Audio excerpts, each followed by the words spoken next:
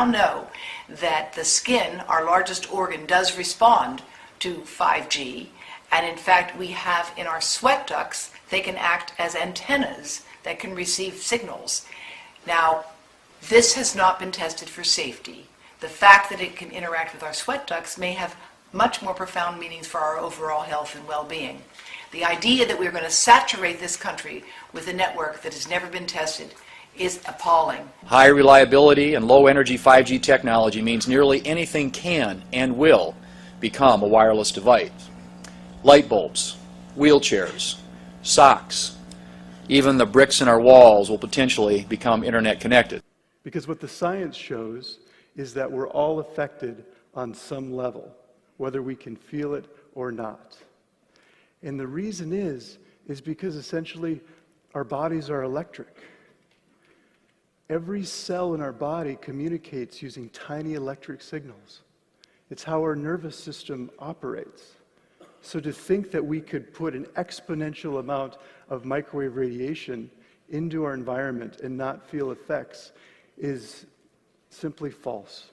The big game changer. Now, to make this work, the 5G build-out is going to be very infrastructure intensive, requiring massive deployment of small cells, and will generate tens of billions of dollars in economic activity. And that's damn important.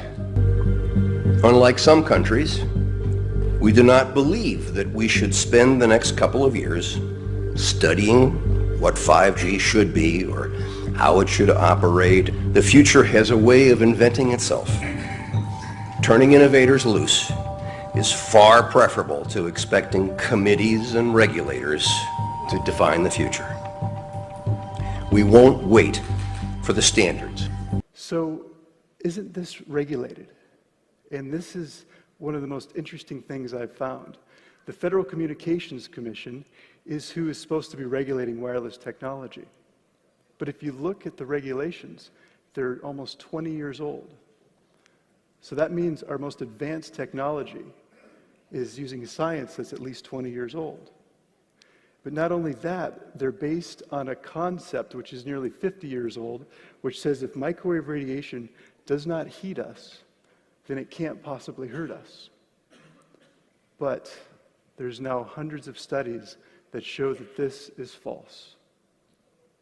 So how is it that we have a regulatory body that's not protecting the public? Well, like many issues, like many public health issues in our country, you end up having industry influencing the regulatory body. And that's what's happening here. So you have a revolving door between the wireless lobby and the FCC Commission. So that's what's happening. Plus, the science is heavily influenced by industry funding. So hi, my name is Kevin Modis. I'm with the California Brain Tumor Association, but actually collaborate with 10 other groups. One of the groups is emfscientist.org, emfscientist.org. That's 220 doctors and scientists from 39 countries who have looked at health effects from wireless radiation. And from their work and the work of others, we can clearly say that wireless radiation can cause cancer, neurological problems, immune system disorders, and reproductive harm.